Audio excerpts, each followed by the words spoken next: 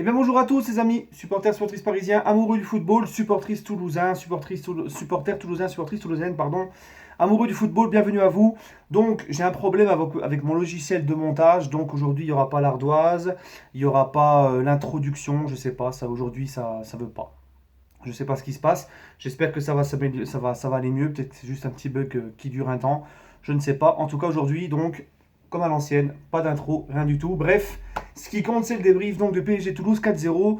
Donc, on va commencer comme d'habitude par les 3 points de la rencontre, les amis. Donc, le premier point de cette rencontre, moi, c'est les blessures. Eh oui, Diallo, Cavani, Mbappé, hier, sortis tous les trois sur blessure, qui s'ajoutent à la liste des blessés. Donc, Herrera, Kerrer, Draxler, Cavani, Mbappé, Diallo. Voilà. Donc, mis à part Diallo qui a pris un coup et qui a eu des vertiges suite à ce coup, tous les autres, c'est des, euh, des blessures musculaires. Voilà. Donc, qu'on vienne plus me dire que c'est pas un problème de préparation. Ce sont des blessures musculaires. On peut pas me parler d'hygiène de vie quand il s'agit de mecs professionnels avec une bonne hygiène de vie comme Cavani, Herrera ou Mbappé, qui sont assez sérieux dans leur hygiène de vie, etc. Donc je suis de plus en plus convaincu que tout ça, ça vient de la préparation de Tuchel, qui a en plus changé sa préparation cet été et qui l'a endurci. Voilà. Et là, 6 blessés au mois d'août à la troisième journée, moi j'ai jamais vu ça. J'ai jamais vu autant de blessés depuis Tuchel, depuis que je supporte le PSG, depuis 94. J'ai jamais vu autant de blessés. On en a toujours eu depuis QSI. On disait que c'était le problème du staff médical. Il a changé cet été à 100%. Donc maintenant, qu'est-ce qu'on dit, hein? On a toujours eu des blessés, ça c'est sûr. Mais autant depuis le mois de mars comme ça, à la pelletée, jamais les amis. À Dortmund, Tuchel avait aussi beaucoup de blessés, il ne faut pas l'oublier. Donc moi je continue à dire qu'il y a un problème de préparation chez son staff, avec lui, et que vraiment, vraiment, c'est cataclysmique. Hein, c'est vraiment le même PSG sur la même longueur d'onde depuis le mois de mars, même au niveau des blessures. Voilà les amis, donc il va falloir commencer. Hein, vous dites, tu t'acharnes sur Tuchel, tu t'en veux à Tuchel pour tout et rien. Mais les amis, il va quand même peut-être quand même falloir ouvrir les yeux et comprendre un peu le problème. Enfin bref, deuxième point, c'est un Paris Saint-Germain, les amis, qui certes a gagné 4-0, mais moi qui ne me rassure pas du tout. Je vois des gens qui sont en train de danser, qui sont tout heureux hein, sur les réseaux sociaux. On a gagné 4-0, machin. Moi, franchement, les amis, de ce que j'ai vu, ça m'inquiète. Ça m'inquiète pour la suite. Moi, j'ai vu une équipe qui ne sait pas encore comment elle doit jouer. J'ai vu une équipe basée sur des individualités. J'ai pas vu de collectif. J'ai pas vu d'intensité. J'ai pas vu une équipe mettre du rythme. J'ai vu une équipe encore se contenter du strict minimum sur un rythme de sénateur. J'ai vu encore un Tuchel qui a encore une nouvelle fois changé de tactique, changé de composition, de schéma. 3 journées, 3 compositions différentes, 3 dispositifs différents. Voilà. Il ne sait pas qui mettre et qui faire jouer. Il ne sait pas comment faire jouer cette équipe. On ne sait pas comment il veut faire jouer cette équipe. On ne sait pas quel est le plan de jeu, la philosophie de jeu. On ne sait rien. Ça fait 1 an qu'il est là. On dirait qu'il vient d'arriver. Voilà. Il essaye, il ne sait pas, il ne sait plus. Il est perdu. Voilà, comme dirait la chanson. Hein. On demande de la stabilité tout le temps. Oui, il faut miser sur la stabilité. Mais le mec, le coach n'est même pas stable. Puisque à chaque fois, il te change de dispositif.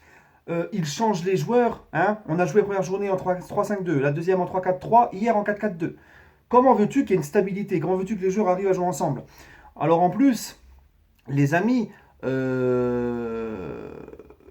moi je ne comprends pas. Voilà, je ne comprends pas. En plus, il y a des joueurs comme Thiago Silva, Marquinhos, Draxler, Di Maria, Verratti. Ça fait plusieurs années qu'ils jouent ensemble. Il devrait y avoir des automatismes.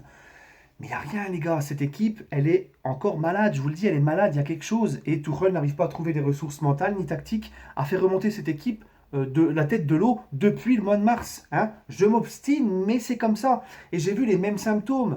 On ne sait pas comment il veut jouer. On ne sait pas, les amis. Alors, si on me dit qu'il y en a besoin de Neymar pour battre Toulouse et Rennes, si ces mecs-là ont besoin d'avoir Neymar pour battre Toulouse et Rennes, mais les gars, mais vous n'êtes pas digne de porter le maillot du PSG. Parce qu'encore une fois, j'ai des amis hier qui étaient au parc. Hein, Samy, mon saumon, qui va m'écouter dans le direct de son camion, et Soso, mon Kabyle préféré, hein, Kabylie Bnobo, celle-là, elle est pour toi. Et ben eux, ils étaient au parc, et ils m'ont dit, Ayoub, ce qu'on a vu au parc, c'était flagrant, parce qu'au stade, tu vois mieux qu'à la télé, tu vois mieux les déplacements, etc. Mais il n'y avait rien. Ils m'ont dit, il n'y avait pas d'appel en profondeur. Il n'y avait rien, il n'y avait pas de... Il n'y avait rien. Il n'y avait rien, les amis. Et moi, ça m'inquiète. Si on joue comme ça en Ligue des Champions, ça m'inquiète. Encore heureux que Toulouse n'a pas fait le match qu'il fallait faire. Encore heureux que Toulouse nous a rendu la tâche facile. Parce que moi, j'ai vu les mêmes symptômes au PSG. Ce résultat, c'est un arbre qui cache la forêt, les amis. Hein, moi, ça ne me réjouit pas du tout. Je suis toujours inquiet et je campe toujours sur mes positions. Tant que ça ne change pas, tant qu'on ne change pas de coach, tant qu'ils ne trouvent pas les solutions mentales et tactiques, ce qu'ils n'arrivent pas à faire depuis le mois de mars, ça n'avancera pas. Tant qu'on ne changera pas de gardien, qu'on n'aura pas un vrai gardien, ça ne changera pas. Et tant qu'on ne recrute pas aussi mieux. Parce que les amis, je suis désolé, le recrutement, je vais faire une vidéo demain, mais si ça en reste là, moi je vais rester sur ma faim. Et je m'expliquerai dans la vidéo de demain. Bref, mon troisième point, les amis, c'est Toulouse. Voilà, Toulouse qui est venu en mode pantoufle, rien à foutre du match. On joue comme on a envie de jouer.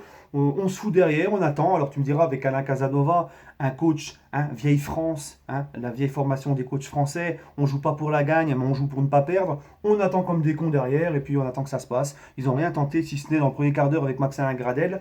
Mais moi, j'ai rien vu. Voilà, j'ai absolument rien vu. Alors c'est pareil, on va me dire, Tourelle est quelqu'un qui aime bien changer tout le temps de dispositif, qui s'adapte, il change de tactique, de schéma, de machin. Qu'est-ce que tu veux t'adapter contre Toulouse? Tu crois que tu as besoin de t'adapter contre Toulouse? Toulouse joue comme toutes les équipes de Ligue 1 qui viennent au parc. On met le bus derrière. Hein. C'était pas le Barça, le Real ou le Bayern.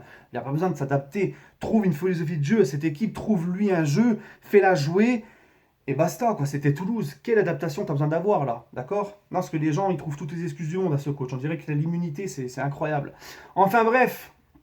Bah écoutez, hein, la composition d'équipe 4-4-2, Passoire dans les cages, Dagba à droite de la défense, Bernat à gauche, Marquinhos Diallo en défense centrale. Alors pourquoi pas Thiago Silva, je ne sais pas. Mystère. Gay, Verratti en relayeur. Sur les côtés du milieu, Sarabia, Di Maria et devant Kiki, Cavani. Donc les amis, 2-3 premières minutes, un PSG qui met de l'envie, qui met de l'intensité. Je me dis, ça y est, c'est bon, ils ont compris. Mais ça a duré que 2-3 minutes. Après match où on s'est fait chier à mourir, une vraie purge. Des Toulousains qui sortent un peu de leur trou, mais ça dure que dans le premier quart d'heure. Après, c'est terminé, il n'y a plus rien. Voilà, un PSG qui tricote en mode sénateur. Je te passe la baballe, je machin, il n'y a pas de mouvement, il n'y a rien. Première mi-temps, rien du tout. Cavani et Diallo sortent sur blessure. Et ensuite, à ce coup de génie de Choupo, à la 51e minute, qui marque un but magnifique, qui nous fait un but à la Neymar, hein, Choupo Junior.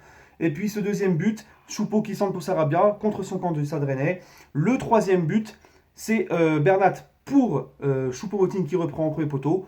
2-0, 3-0 et 4-0. La tête de Marquinhos sur un corner magnifique de Di Maria. Voilà, c'est tout les amis. Sinon, franchement, rien. Rien. Si c'est en première mi-temps de 3 arrêts de Rennais, mais je vous dis, c'est sur des individualités d'Mbappé. Il n'y a pas de jeu, il n'y a rien. Il n'y a pas de rythme, il n'y a rien. Voilà.